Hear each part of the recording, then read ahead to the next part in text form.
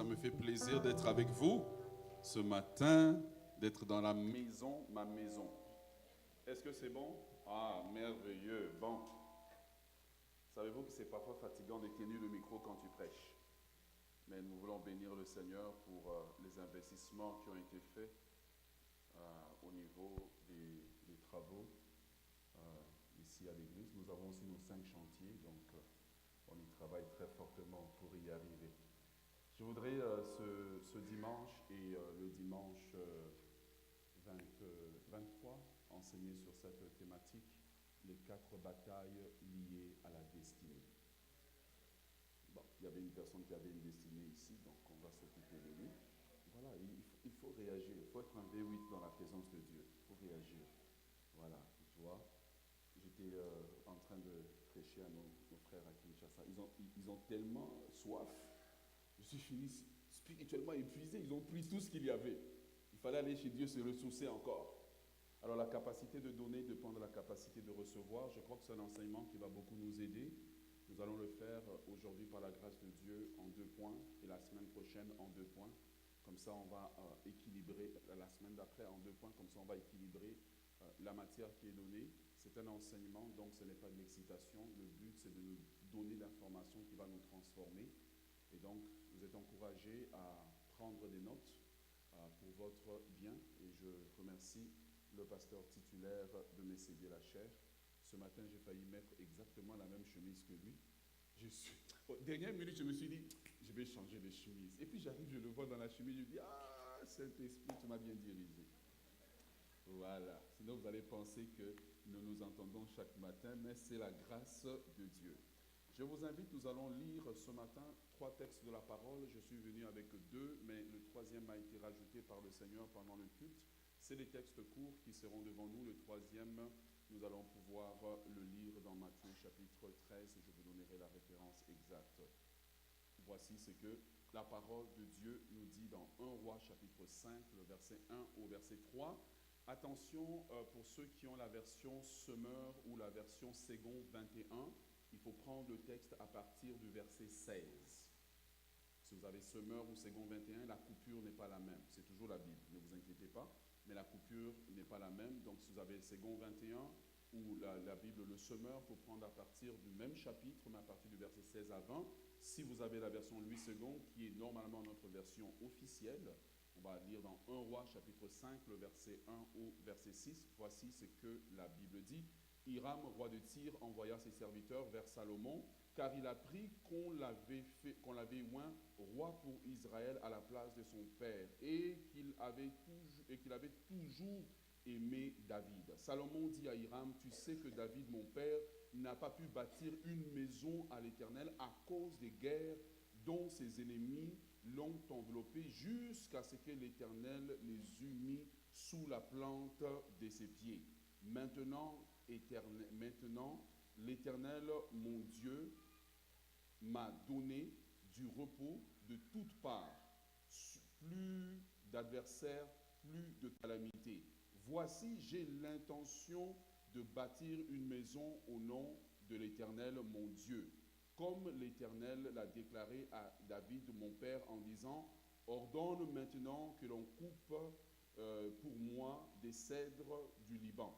Mes serviteurs seront avec les tiens, et je te payerai le salaire de tes serviteurs tel que tu l'auras fixé, car tu sais qu'il n'y a personne parmi nous qui s'entende à couper le bois comme les Sidoniens. Amen.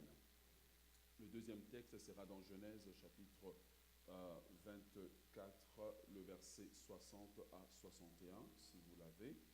Genèse 24, 60 à 61.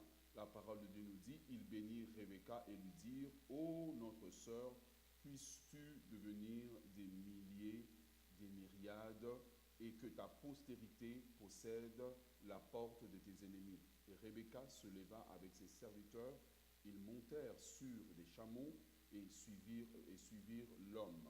Et les serviteurs emmena Rebecca et partit. Amen. Le dernier texte que je vous invite à lire, que je pense qui est utile ce matin, sera dans Matthieu, chapitre 13. Matthieu chapitre 13.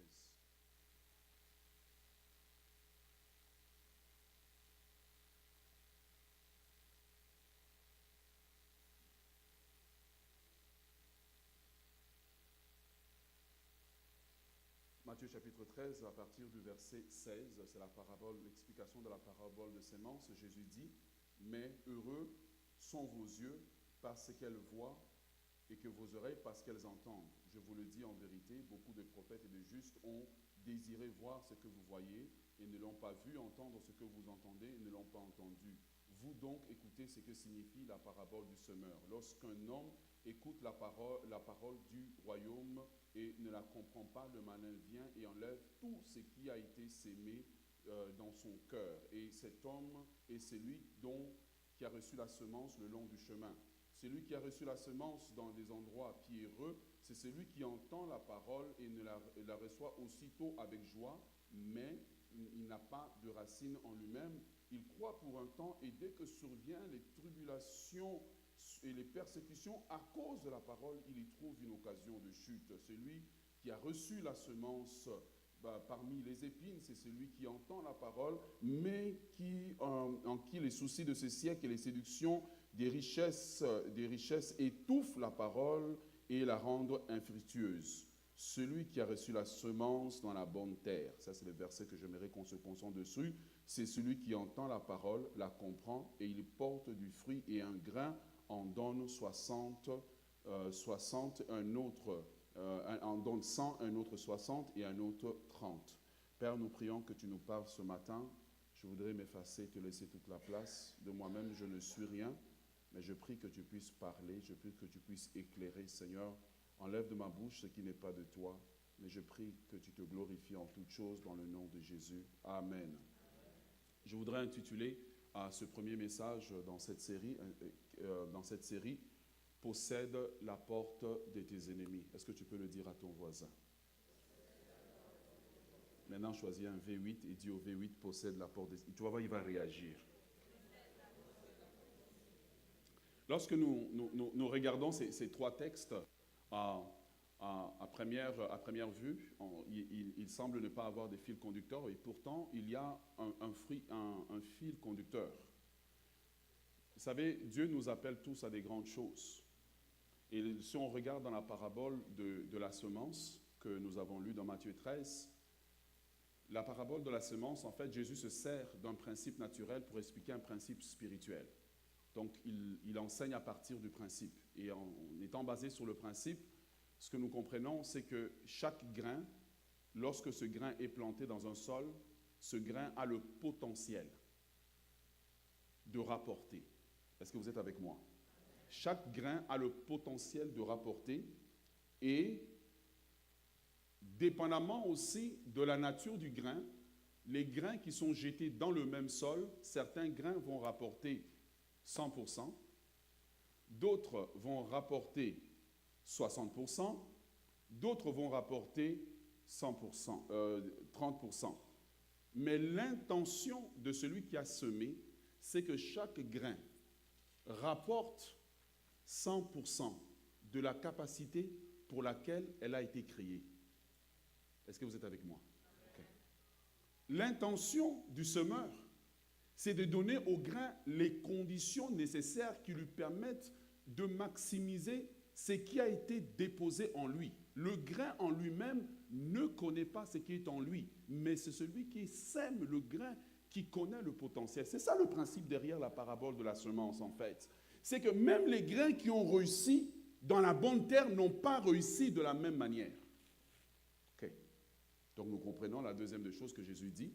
Jésus alors compare ces grains à des hommes. Dans le contexte de la parabole, ces hommes sont comparés à des gens qui ont reçu la parole de Dieu. Amen. Et donc, ces grains ont été prédestinés, avaient une destinée de rapporter du fruit, mais n'ont pas rapporté de la même manière. Le danger de vivre, c'est de vivre et de rater la raison pour laquelle Dieu vous a mis sur la terre. Est-ce que vous êtes avec moi? Okay. Le danger de vivre, c'est d'exister sans vivre pleinement ce que Dieu a pour vous. Celui qui m'inquiète, moi, quand je me lève le matin ou je me couche le soir, ce n'est pas le diable. C'est moi-même. Parce que je peux être ce grain jeté dans le bon sol, mais qui n'est pas capable. Imagine-toi que le grain est jeté dans les meilleures conditions, mais ne rapporte pas tous de la même manière. Je prie que nous soyons des chrétiens qui allons rapporter à Dieu 100% de son investissement. Je prie que nous soyons l'Église qui allons rapporter à Dieu 100% de l'investissement. Donc ce n'est pas seulement une question de tomber dans la bonne terre. C'est une question d'être capable tout en tombant dans la bonne terre. Parce que l'Église est une bonne terre. Mais ce n'est pas tout le monde qui sont assis dans l'Église, sous l'enseignement, qui ont cette capacité de maximiser et de sortir tout ce que Dieu a déposé en eux. Comme disait Miles Monroe, le but de la vie, c'est de mourir vide. Amen. Le but de la vie, c'est d'aller dans la tombe et de dire, tout est accompli. 2 grains, 3 grains dans la même terre, tout le monde ne rapporte pas de la même manière. Où est-ce que je veux m'en aller avec ça? Dans la destinée d'un homme, il y a 4 types de batailles qui vont s'attacher à vous, que vous le vouliez ou pas. Dis à ton voisin, il y a 4 types de batailles. Moi, si on me parlait de bataille vraiment tranquillement comme ça, je dirais il n'y a pas de bataille. Dis-lui, il y a 4 types de batailles. Dans la destinée d'un homme, il y a 4 types de batailles. Que vous le vouliez ou pas, chacun d'entre nous, à un moment donné, fera face à ces batailles-là. Donc, c'est mieux de savoir. Si je savais ce que je sais maintenant, je serais un meilleur homme. Ce qui m'a fait souffrir, c'est l'ignorance. Si je savais ce que je sais, si je savais tout ce que j'enseigne maintenant, j'aurais moins souffert dans la vie, j'aurais moins perdu des années, j'aurais économisé. Il faut que tu sois capable de reconnaître ces 4 types de batailles et d'avoir la victoire. Et c'est ta responsabilité d'avoir la victoire. La vie ressemble à un champ. Et nous sommes tous jetés dans le champ de la vie. Et chacun doit rapporter du fruit. Certains iront à la tombe et ont rapporté seulement 2% du potentiel de tout ce que Dieu avait mis en eux. D'autres iront à la tombe et ont rapporté peut-être 10%. D'autres iront à la tombe, tu te vois infirmière. Oh, Dieu t'avait envoyé comme médecin sur la terre. Et tu as rapporté 0,5%. Dis à ton voisin, tu es plus grand que ce que je ne vois. Dis-lui, dis-moi ça mieux. Dis-lui, dis-moi ça mieux, tu n'as pas bien dit. Quand je prêche ici, je te dis des choses, c'est prophétique. Donc il faut t'assurer que celui qui te dit, il te dit ça avec respect. Votre honneur, tu es plus grand que ce que je vois. Le danger de la vie, c'est de passer notre temps et d'arriver au bout de la vie, tu n'as même pas rapporté, même pas 1/5 de ce que Dieu a investi en toi. Ton plus grand problème, ce n'est pas le diable, c'est toi-même. Ton plus grand problème, c'est toi-même. Et c'est pour cela que les frères de Rebecca, lorsqu'ils bénissent Rebecca, ils lui disent une parole qui doit être une parole prophétique sur ta vie. Possède la porte de tes ennemis. Tu dois arriver à la vie à un niveau où tu maîtrises la porte des 4 batailles.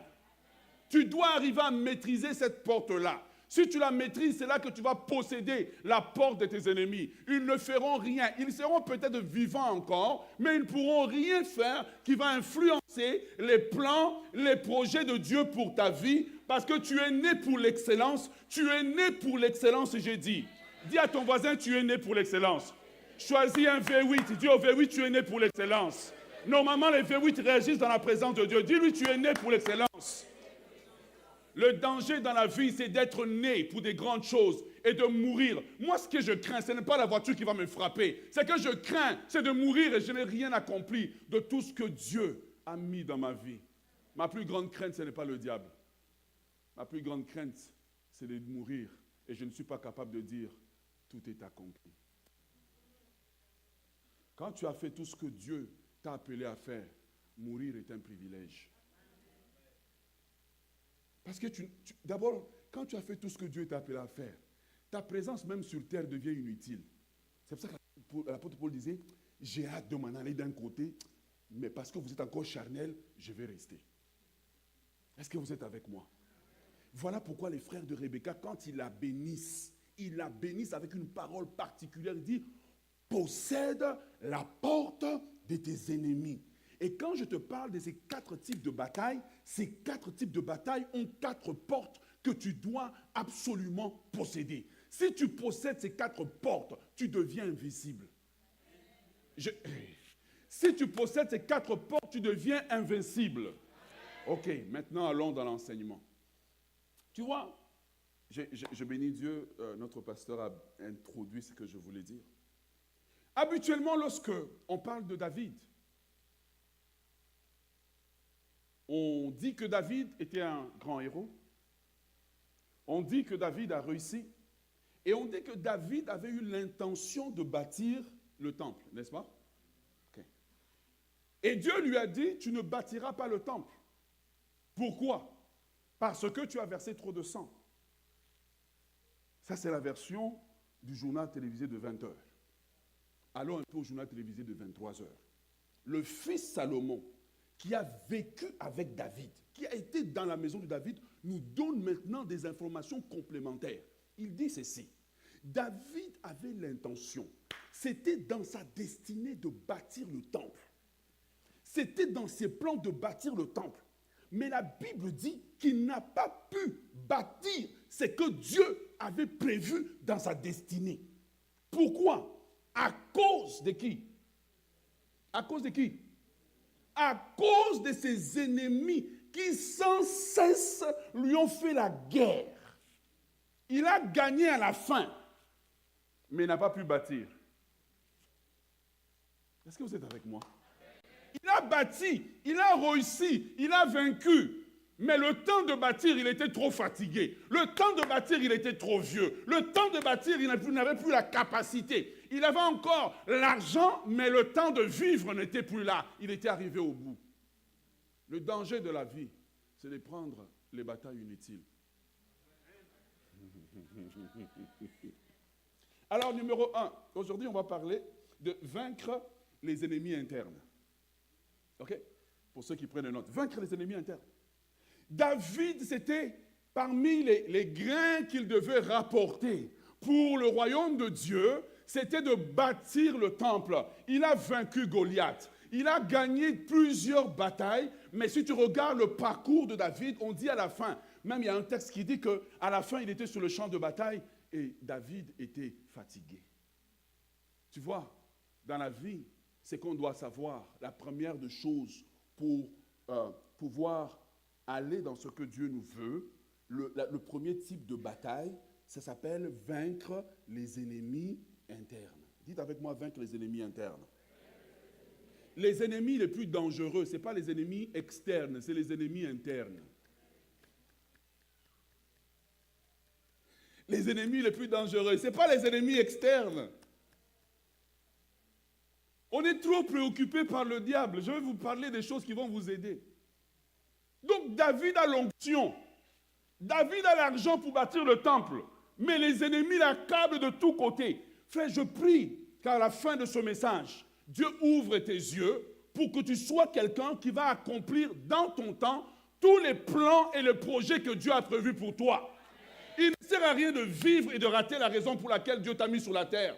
Tu peux parler en langue, dire le Saint-Esprit, mais à la fin de la journée, es-tu le grain qui va rapporter 30% à Dieu? Es-tu le grain qui va rapporter 15%, 20% ou 100%? C'est ça la plus grande préoccupation. Et David, pendant qu'il voulait bâtir, pendant qu'il avait un bon désir, il est arrivé au bout. Ce qui est préoccupant, c'est d'arriver au bout de ton parcours et de te rendre compte qu'il y a des choses que tu voulais faire, que tu n'as pas fait. Les gens comme ça sont dangereux, parce que maintenant ils vivent au travers des autres. Ils veulent contrôler les mariages des autres maintenant. Toi, tu voulais aller aux études. Tu n'as pas réussi à aller aux études. Maintenant, tu vis au travers de ta fille. Non, il faut que tu fasses un doctorat. Le doctorat, c'est pour toi ou c'est pour elle? Les gens, et puis les gens qui n'ont pas réussi à accomplir ce qu'ils ont dans le temps qu'ils avaient. Frère, je vais te dire, nous tous là, on a un temps limité sur la terre. Donc il faut économiser les genres de batailles que tu vas vivre.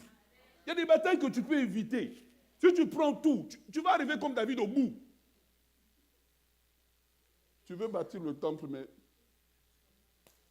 le ciel t'appelle, il dit ton temps sur la terre est fini.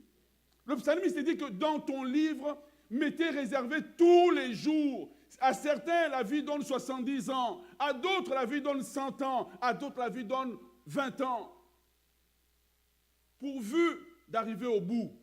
Et puis, tu n'es pas frustré dans le cercueil. Tu aimerais te ressusciter toi-même. Si tu te rends compte que j'aurais pu faire telle affaire et puis, je n'ai pas réussi à le faire. Tu veux te ressusciter, mais personne ne veut te ressusciter. Parce que peut-être ton départ est une bénédiction pour plusieurs personnes. Est-ce que tu es avec moi? Et David arrive au bout. David arrive, il a tout fait, il a tout réussi. Mais une seule chose, un grain, un domaine dans lequel il aurait pu rapporter, il n'a pas pu le rapporter. Je prie que ça ne soit pas le cas de toi. Je prie que ça ne soit pas le cas de notre génération. Vaincre les batailles internes. Il y a 4 batailles internes dont je vais parler ce matin. La première bataille. Quand je parle de bataille interne, je ne parle pas des batailles qui se passent au travail. Je ne parle pas des batailles qui se passent à l'église. Je parle des batailles qui se passent dans la famille. Parce que c'est dans la famille qu'on sabote les destinées des gens. C'est dans la famille qu'on détruit les destinées des gens. La plupart des gens aujourd'hui souffrent, aujourd'hui à l'âge adulte, des choses dans leur enfance. Et ils ne se rendent pas compte combien les batailles de l'enfance minent l'âge adulte. Tu n'es pas né nerveux, mais tellement qu'on t'a énervé quand tu étais petit. Tu as revêtu un vêtement qui n'est pas à toi. Enlève le vêtement, vis dans ta destinée. Vis dans ce que Dieu a pour toi. Est-ce que vous êtes avec moi ce matin? Et donc tu vas remarquer dans le parcours de David, les batailles de l'enfance l'ont accompagné jusqu'à ce qu'il sache se débarrasser d'une certaine carapace. Les batailles internes sont plus dangereuses que les batailles publiques. Est-ce que vous êtes avec moi? Ok, allons dans la parole de Dieu. Samuel chapitre 16, le verset 11. Regarde. Numéro 1. Dans les batailles internes, il faut apprendre à éviter les batailles inutiles. Ok, je veux essayer de me structurer pour que vous puissiez prendre note. Donc, dans les ennemis internes, il faut éviter les batailles inutiles. Toutes les batailles ne sont pas nécessaires à combattre. Amen.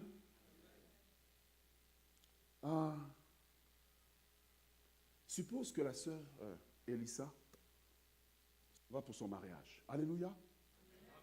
Et pendant qu'elle s'en va à son mariage, nous ici on est déjà en adoration à l'église, et puis dans la rue une bataille éclate. On est en train de frapper son ami. Est-ce que vous trouvez normal qu'elle aille se battre en robe de mariée? Mais la plupart d'entre nous, on est comme ça. On aime prendre des batailles inutiles.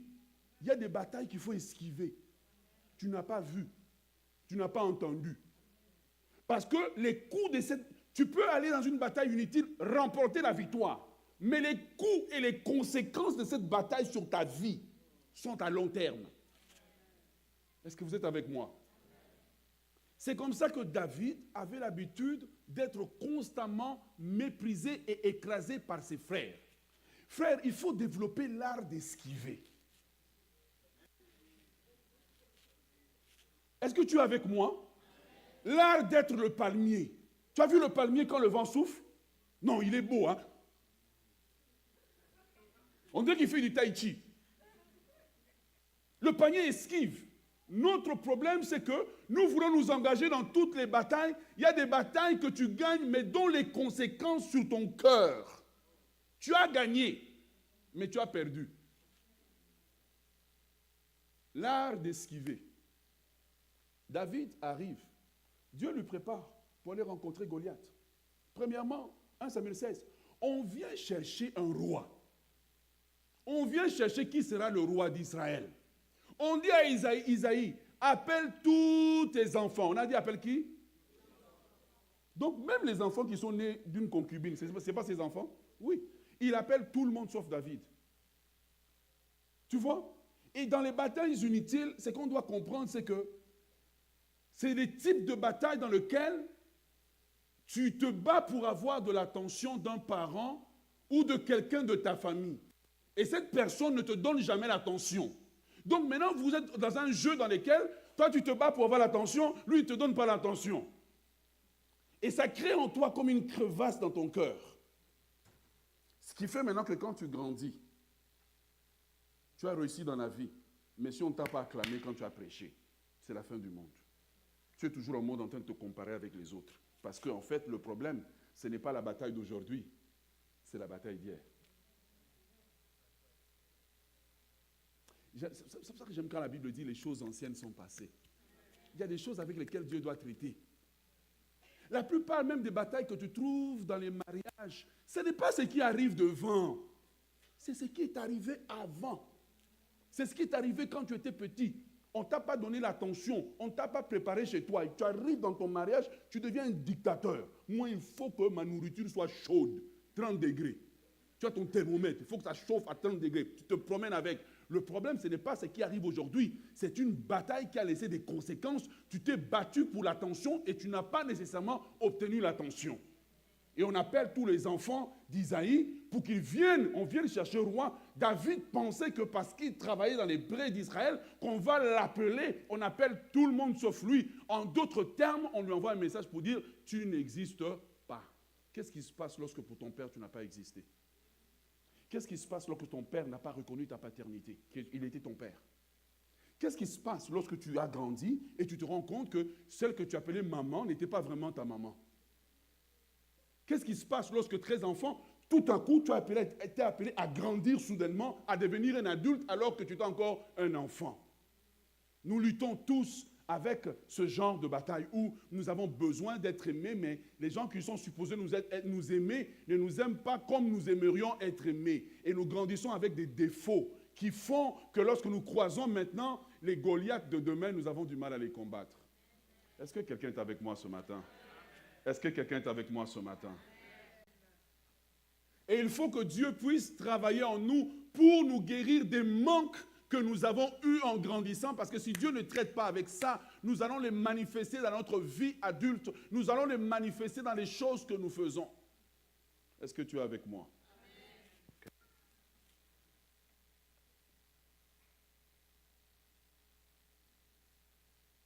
Les batailles de l'attention. C'est pour ça que j'aime bien les jeunes, ils ont des expressions genre drama queen. C'est drama queen que vous dites, c'est ça? Hein? Les gens qui te partent une crise à partir de rien, tu essaies de comprendre la crise, mais tu ne comprends pas la crise parce que ce que tu as dit c'est bonjour, mais tu t'es assis et puis c'est fini, quoi. Tout a éclaté dans tous les sens. Il faut que Dieu puisse traiter avec les crevasses que nous avons dans nos cœurs. Parfois, on ne peut pas retourner dans le passé pour que papa te dise « je t'aime ». Et parfois, le mieux, c'est d'avancer puis dire à Dieu, comble le vide dans mon cœur. Ah, je sais, vous allez me dire, on est des hommes, on est fort. Frère, David était fort, mais ça l'a affecté. Quand papa, maman ne t'a pas valorisé, papa ne t'a pas pris dans les bras, tu dis, je suis dur. Tu es sûr? Tu es dur? Tu souffres. Et plusieurs d'entre nous, nous souffrons. Et le problème n'est pas tellement ce qui arrive. Tu vois, dans les ennemis internes, en fait, le but de la bataille, c'est de vaincre l'hostilité de l'environnement, afin d'être libérés de toute coquille qui nous empêche d'être propulsés dans notre destinée. OK? Numéro 2. Numéro 2, donc sous vaincre les ennemis internes. Le deuxième type de combat, c'est les combats de distraction. 1 Samuel, chapitre 17, versets 26 à 30. David arrive. Il a grandi. Malgré tout, il y est arrivé. Tu sais, ce qui est dangereux dans la vie, c'est d'y arriver malgré tout. Parce que tu te souviens de ceux qui étaient là malgré tout. Ceux qui se sont opposés malgré tout. Tu te souviens d'eux. Et David arrive, il a réussi. Et au moment où il s'en va, son objectif, c'est Goliath, son frère. Son frère, dites avec moi son frère. Quand un étranger te fait quelque chose, c'est facile à encaisser. Mais quand c'est ton frère, quand c'est ta soeur, quand c'est ton cousin, Quand c'est ton oncle, quelqu'un qui a un lien de sang, frère, ça fait plus mal. Hein? Ça fait plus mal. Et si tu n'apprends pas à développer une carapace contre ça, tu ne pourras jamais progresser parce que intérieurement, tu valides beaucoup plus leur opinion que celle des autres. Même si tu dis que leur opinion ne compte pas. Tu diras quoi? Non, ça non. Tu vois, c'est pour cela que tu peux arriver, tu as réussi à l'école. Tout le monde dit c'est bien, c'est bien, c'est bien.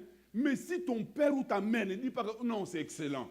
Tu arrives et dis, mais tu as eu 98, mais les 2%, tu as laissé à qui? Tu vois? Donc, tu as été chez tout le monde, tu étais joyeux, mais qu'est-ce que tu veux? Tu veux que celui qui est le lien le plus proche de toi valide. Si je prêche ici, je prêche, vous dites amen.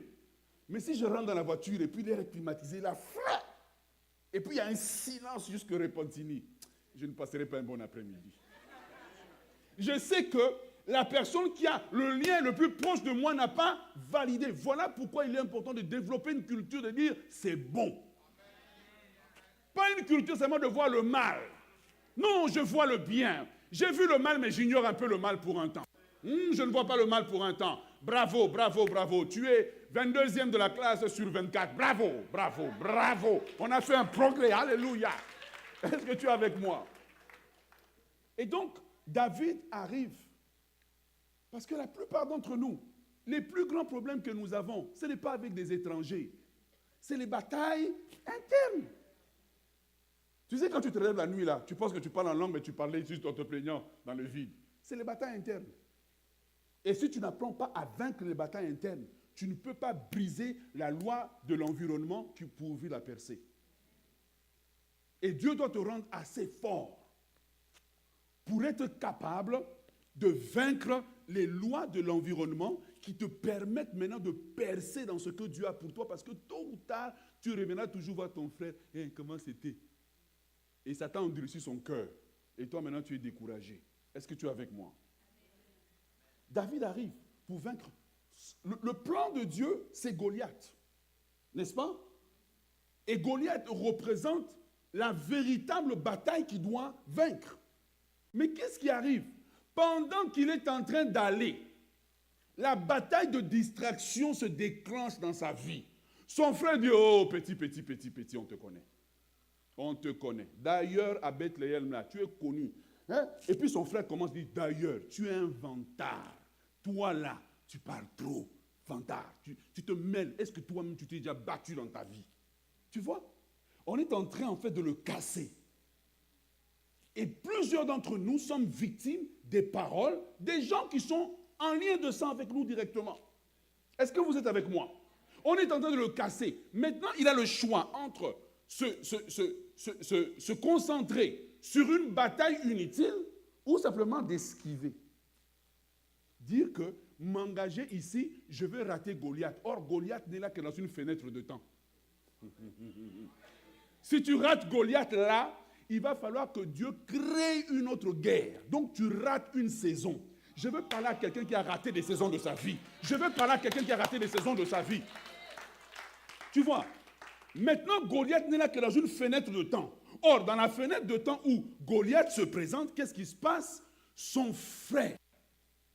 Quand tu réussis, méfie-toi. Sois prudent. De toute personne qui t'a vu grandir. Tu sais pourquoi? Il détient des informations sur toi, qui sont vraies, mais qui ne sont pas à jour.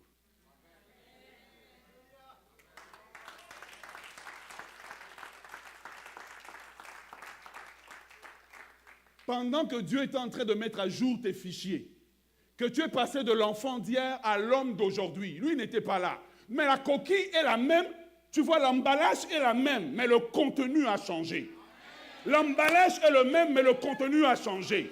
Donc quand tu parles, c'est la même voix, mais ce n'est pas la même onction. C'est la même voix, mais ce n'est pas la même personne. C'est la même voix, mais ce n'est pas la même amplitude. C'est la même voix, mais calcul Goliath.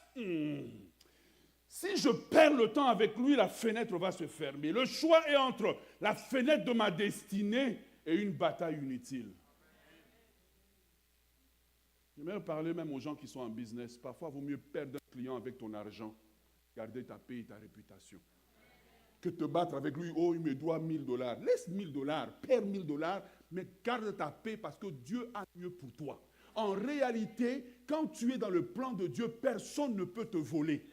Toute personne qui te vole, Dieu arrachera leur bénédiction pour te donner. Est-ce que tu es avec moi? Mon frère, ma soeur, il faut faire attention aux batailles inutiles. Et quand le frère de David a parlé, il a dit à David, « Oh, je te connais, je connais la malice de ton cœur. » Je vous ai dit, il avait des bonnes informations, sauf que les informations n'étaient pas à jour.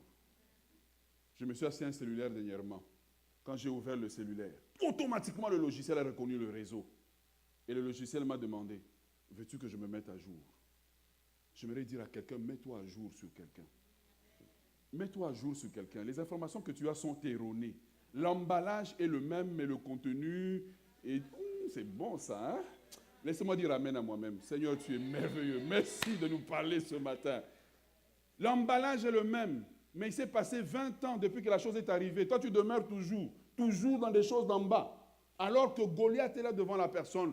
Les batailles inutiles consomment la vie des gens. Et David a été enveloppé de plein d'ennemis comme ça, bizarroïdes, sortant de partout, homme selon le cœur de Dieu. Mais quand il arrive pour réaliser le véritable projet pour lequel il était homme selon le cœur de Dieu, le temps de la vie était fini.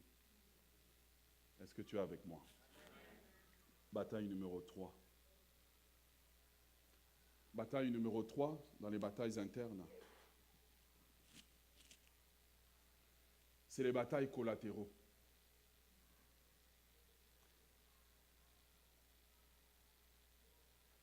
C'est quand on va s'engager dans une bataille pour être accepté. Ce n'est pas notre bataille. 1 Samuel chapitre 18, verset 17 nous dit, David dit, Saül dit, voici je te donnerai pour femme ma fille Mérab.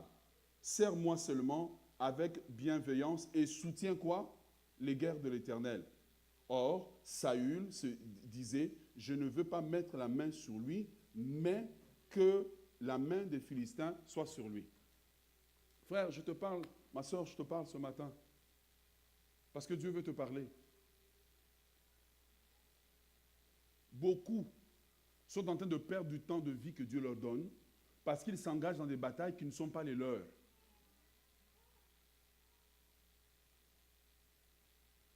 Ce n'était pas la bataille de David, ça. Ce n'était pas sa bataille. La promesse, c'était, tu vains Goliath, je te donne ma fille. Saül avait un agenda. Plusieurs personnes sont téléguidées par les agendas d'autres personnes. Une bataille dans la famille qui ne te regarde pas, mais tu t'engages dedans, ça te bouffe du temps. Le point du message ici, c'est que tu as seulement un certain nombre d'années à vivre sur la terre. Tu ne peux pas perdre ce nombre d'années en t'engageant dans des batailles qui te bouffent du temps, mais qui ne t'avancent pas.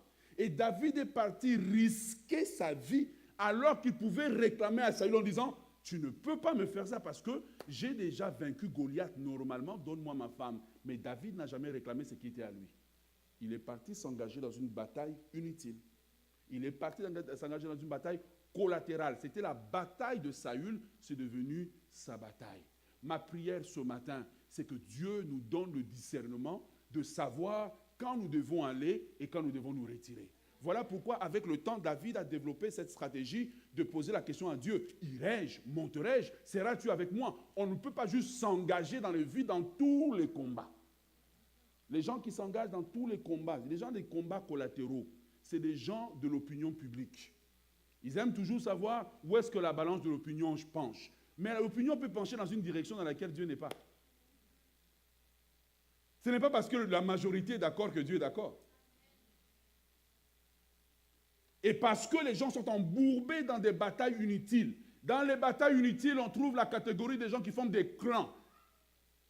Donc même si tu sais que le chef du clan, il a tort, tu vas quand même aller te battre.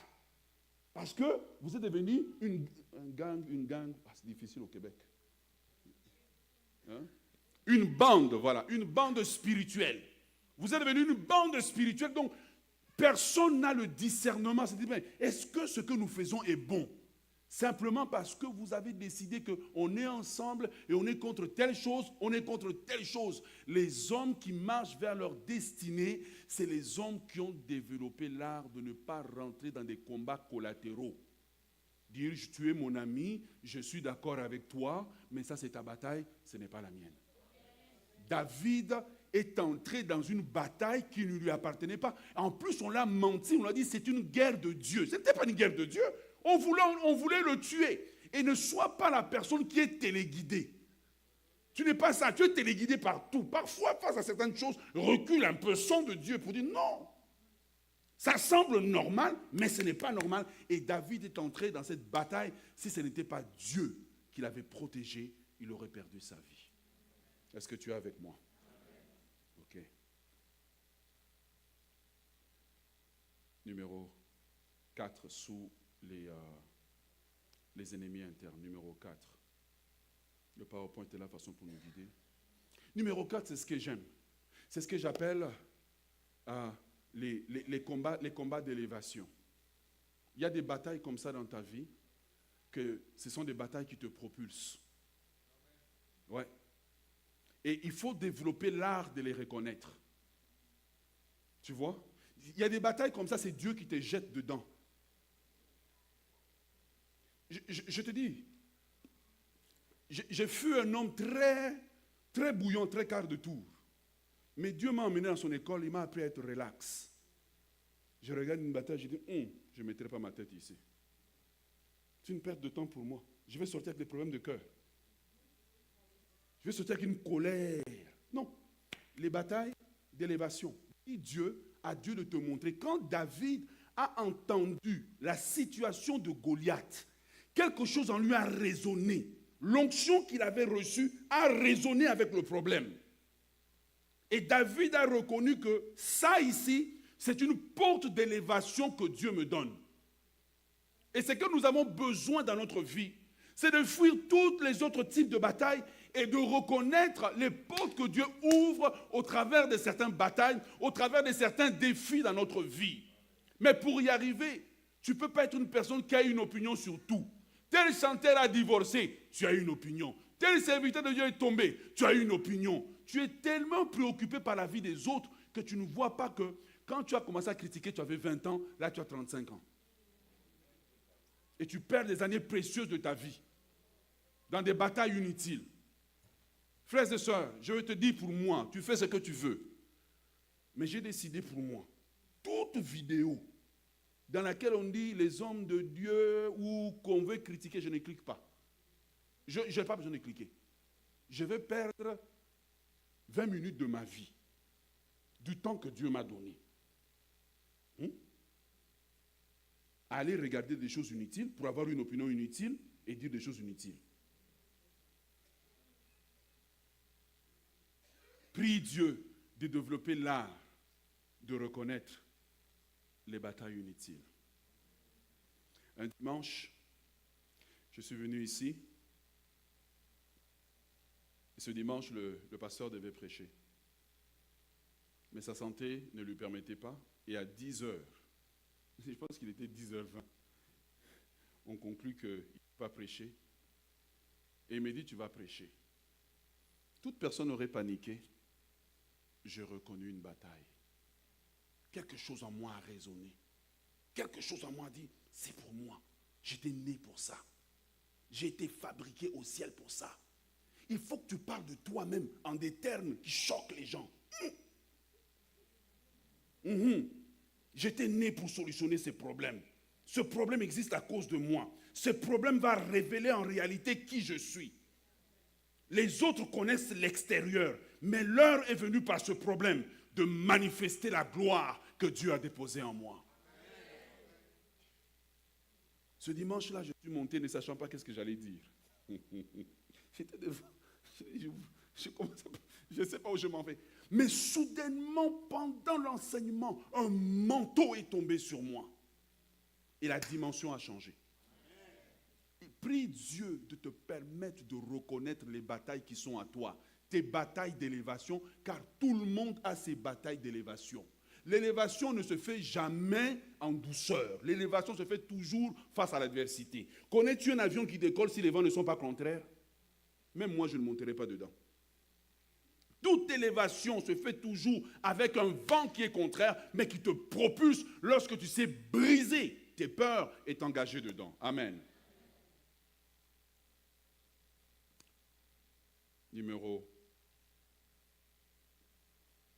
Le deuxième grande catégorie de bataille, on a dit le premier, c'était vaincre les ennemis internes.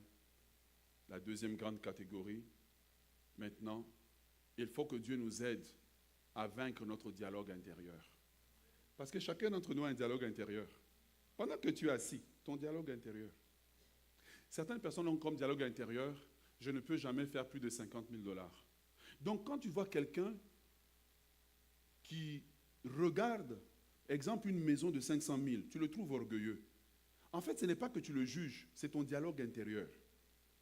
Le dialogue intérieur, c'est ce qui conditionne, c'est le disque dur en fait de la personne, qui conditionne comment la personne pense, comment la personne agit, comment la personne même fait ses liens avec les gens. Et pendant qu'on est assis ici, chacun d'entre nous a un dialogue intérieur qui opère. Et le dialogue intérieur d'une personne est une des champs de bataille dans lesquels il faut que Dieu intervienne pour corriger ton dialogue intérieur. Si Dieu ne le fait pas, tu vas vivre sur terre, tu iras au ciel. Mais sur terre, tu vas souffrir alors que Dieu ne t'a pas prédestiné à la malédiction, mais à la bénédiction. Est-ce que tu es avec moi? Tu vois quand Dieu appelle Jérémie, Jérémie chapitre 1, verset 7. La première des choses que Dieu attaque, c'est le dialogue intérieur. Il dit à Jérémie, ne dis pas je suis un enfant. Que dis-tu de toi-même? Que dis-tu de toi-même alors que peut-être une relation a échoué? Qu'est-ce que tu dis de toi alors que tu as été congédié? Qu'est-ce que tu dis de toi-même? Chacun d'entre nous, avant que les gens aient une opinion de nous, chacun d'entre nous a une opinion interne de lui-même. Il y a des gens qui sont assis, exemple des femmes qui sont assises de l'extérieur, les gens les trouvent belles, mais elles, son dialogue intérieur, je ne suis pas belle. C'est comme ça que tu vas la voir avec quelqu'un avec qui elle ne devait pas être. Mais son dialogue intérieur conditionne son comportement extérieur. C'est pour cela que quand Dieu appelle Jérémie, il dit à Jérémie, ne dis pas. Jérémie n'avait rien dit. Jérémie n'avait rien dit. Mais Dieu a détecté en lui une voix interne qui annulait la promesse de Dieu. Une voix interne qui annulait l'appel de Dieu. Il faut que Dieu corrige ton dialogue intérieur. C'est comme ça que tu vas commencer à t'élever dans la grandeur. Est-ce que tu es avec moi? Ok. Tu vois? Quand Dieu appelle Gédéon, la première des choses que Gédéon réagit, quand il parle, ce n'est pas dit, waouh, Dieu va faire de moi un super héros, Dieu va m'élever. C'est son dialogue interne qui parle. Il dit, moi, mais on est la plus petite tribu. Dans la plus petite tribu, on est encore petit. Et parmi les petits, on trouve moi. Donc il n'y a pas plus petit que moi. C'est son dialogue intérieur qui domine, malgré que Dieu vient le visiter pour lui dire ce qu'il va faire de lui. C'est son dialogue intérieur. Ton dialogue intérieur peut dire, je suis immigrant. Un immigrant ne peut jamais accéder à tel niveau. Mensonge. Ton dialogue intérieur peut dire, je suis une femme. Une femme ne peut jamais réaliser tel genre de choses. Mensonge. Ton dialogue intérieur peut dire, écoute, je suis simplement, une femme mariée. Et une femme mariée ne peut pas faire tel genre de choses. Ce que vous ne réalisez pas, le plus grand problème n'est pas avec le diable, c'est le dialogue intérieur qui joue comme une musique. Merci, voilà. Qui joue comme une musique à l'intérieur. Malgré que Dieu dit des choses sur toi, à l'intérieur, le dialogue intérieur annule. C'est pour cela que quand le frère de David a dit à David, je connais la malice de ton cœur, il ne savait pas que Dieu avait mis à jour les informations. Et les informations, et la méchanceté est partie et a rebondi contre le dialogue intérieur. David a dit, est-ce que je ne peux pas aussi écouter et aller me mesurer à ce géant? Parce que Dieu avait guéri le dialogue intérieur. Ça peut être parce que tu as fait un avortement et ta valeur de toi-même est partie. Personne ne sait ce que tu as fait. Mais tu te dis en toi-même, je ne vaux rien. Il faut que Dieu corrige le dialogue intérieur. Sinon, tu vas prier, tu vas jeûner, mais à l'intérieur, tout est annulé. Parce que le dialogue intérieur va miner la foi. Je termine, mes frères et sœurs, en vous disant, il y a des gens qui ont des dialogues intérieurs de catastrophe.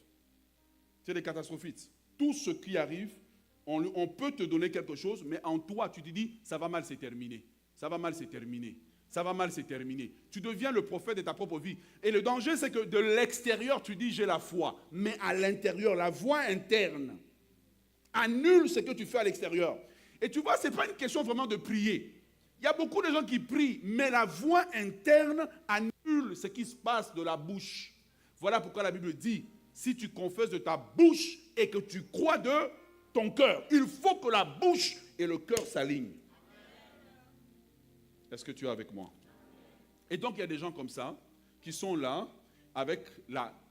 Même s'il arrive, il a prié, il a jeûné. Seigneur, je veux me marier. On lui a donné le mariage. Je vais divorcer. Je vais divorcer.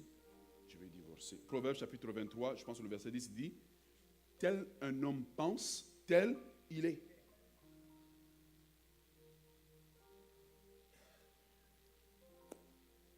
Le dialogue interne de l'autocritique.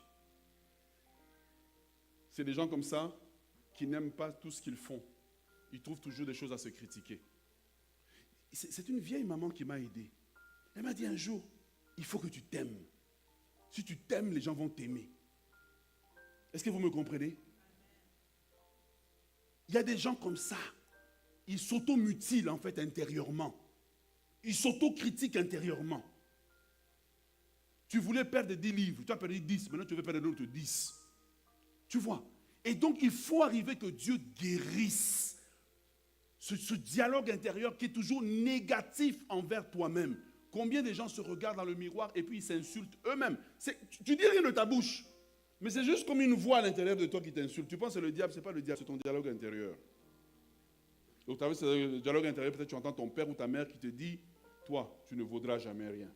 C'est vrai que lui a dit ça, mais toi tu as copié ça, ton dialogue intérieur a copié ça et tu continues à te le répéter. Ton problème n'est pas le diable, ton problème c'est le besoin de corriger le dialogue intérieur. Numéro 4. Numéro 3. Le dialogue intérieur victimisant. Ce sont ces gens qui vont dans la vie et intérieurement, ils se sentent toujours victimes. Donc quand il arrive quelque part, suppose que tu arrives quelque part dans une société, dès que tu rentres, si toi tu es le seul noir qui est là, directement dans ta tête, c'est des racistes. Directement, c'est des racistes. Donc on va te demander la même chose que quelqu'un d'autre. Tu le fais, mais tu dis, ces racistes ici vont me mettre dehors. Donc l'endroit où tu te trouves ne peut pas te bénir. Parce que toi-même à l'intérieur, tu te sens toujours comme une victime. Il faut que tu passes du dialogue intérieur de victime au dialogue intérieur de vainqueur. La transformation d'un homme commence par la transformation de son dialogue intérieur. Qu'est-ce que tu dis de toi-même? Voilà pourquoi quand le psalmiste se regarde dans le miroir, il dit, je te loue parce que je suis une créature merveilleuse. Arrête de te sentir victime. Tu as été puni de la même façon que tout le monde, mais toi, tu es victime. Voilà pourquoi, tu vois, ces gens de personnes, quand ils sont quelque part, ah non, moi, les gens ne m'aiment pas, les gens me combattent. Mais quand tu vas regarder vraiment en vérité, le problème, ce n'est pas les gens, c'est son dialogue intérieur qui va influencer sa perception extérieure. Nous terminons numéro 4. Le dialogue intérieur auto-exigeant. C'est des gens qui aiment se mettre la barre tellement haute. Tellement haute. Donc, même si on a demandé à tout le monde de faire 100%, toi, tu veux faire 200%. Tu vois? Et en fait, ce qui se passe avec ce genre de dialogue intérieur que tu t'es imposé, tu ne te reposes jamais. Tu es toujours épuisé. Tu dors la nuit, mais tu ne dors pas. Tu es toujours fatigué. Pourquoi? Parce que tu es devenu un super perfectionniste. Il y a une chose que j'ai compris. C'est que même dans mes manquements, mes choses un peu brisées et tout, Dieu travaille pareil avec moi. Il ne travaille pas avec moi parce que je prie trop. Non. Dans l'onction, il y a une dimension de la grâce. Dans l'onction, il y a une dimension de la grâce que Dieu m'a faite. Toi, tu vas dire la même chose, les gens rejettent. Moi, je dis exactement la même chose que toi, avec peut-être même 2 fautes de français. Tout le monde tape des mains. La dimension de la grâce fait que toi, tu viens quelque part, on n'ouvre pas le portefeuille. Quelqu'un d'autre vient.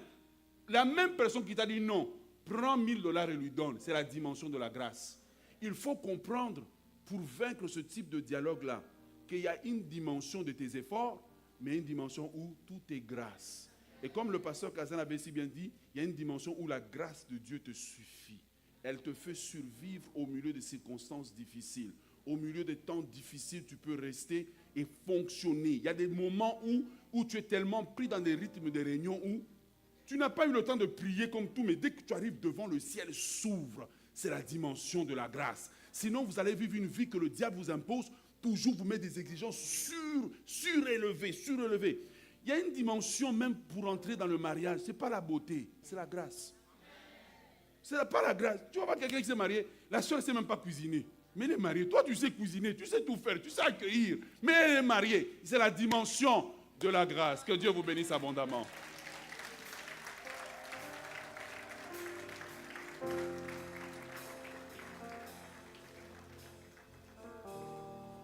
Quelqu'un était-il béni ce matin? Quelqu'un était-il béni ce matin? Merci beaucoup. Nous arrivons au terme du culte de ce matin. Merci à chacun d'être venu, de vivre ce moment. Nous a rappelé que les hommes doivent rester dans la salle pour quelques minutes en vue de préparer le service de dimanche dernier. Le dimanche prochain, oui, mais je mets à jour les logiciels. Je les mets à jour parce que vous êtes peut-être dans les logiciels de 1988. Alors, il faut les changer. Donc, restez en place.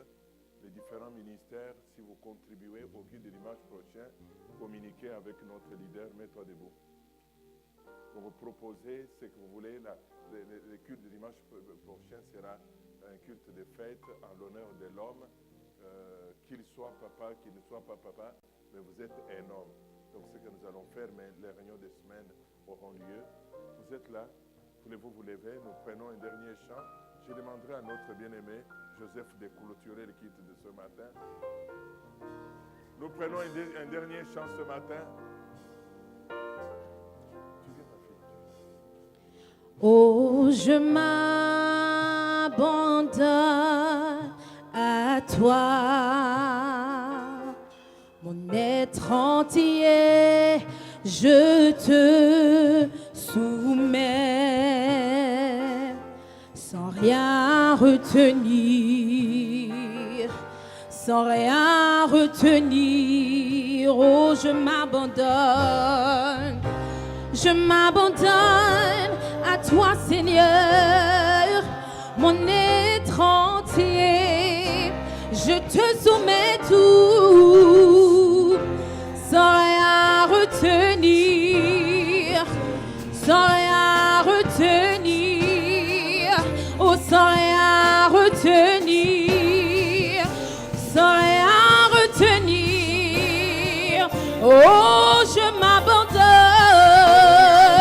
oui, je m'abandonne à toi, Seigneur, mon être entier, je te soumets tout, sans rien retenir, sans rien retenir, oui, sans rien retenir, sans rien retenir.